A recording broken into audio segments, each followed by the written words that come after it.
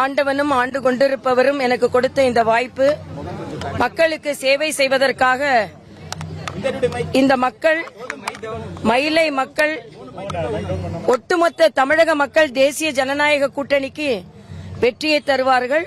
அதேபோல மயிலை மக்கள் மனதார தங்களது வெற்றியை எனக்கு தருவார்கள். ஏனென்றால் நான் வெற்றி பெற வேண்டும் என்று நினைப்பது எனக்காக அல்ல.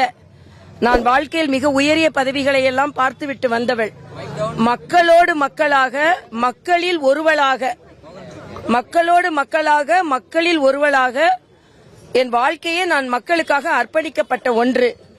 ஆக அது ஒரு அதிகாரப்பூர்வமான மக்களுக்காக சேவை செய்யும் ஒரு வாய்ப்பு எனக்கு கிடைக்க வேண்டும் என்பதற்காகத்தான். இவ்வளவு நாள் எனது வாழ்க்கை, நான் வாழ்நாளில் மருத்துவ உலகா இருக்கட்டும், எனது அரசியல் உலகா இருக்கட்டும், ஆளுநர் உலகா இருக்கட்டும், அது மக்களோடு தான் இணைந்திருக்கிறது. ஆக மக்கள் மனதில் அமரும் சிம்மாசனமே பெரிய பொறுப்பு என்று நான் நினைக்கிறேன். அதனால மயிலை மக்கள் ஒரு முன்னுதாரண சட்டமன்ற உறுப்பினரை பார்ப்பார்கள், என்னை வெற்றி பெற செய்வார்கள் என்று எனக்கு நம்பிக்கை இருக்கிறது. இல்ல, பிரச்சனைகளே இல்லாத தொகுதியாக தான் அது வாங்கணும். இந்த பிரச்சனை அந்த பிரச்சனை எதை சொல்வது?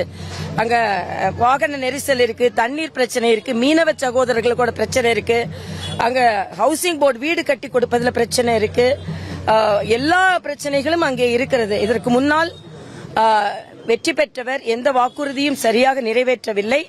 அதனால் மயிலையிலும் திமுக அப்புறப்படுத்தப்பட வேண்டும், தமிழகத்திலும் திமுக அப்புறப்படுத்தப்பட வேண்டும்.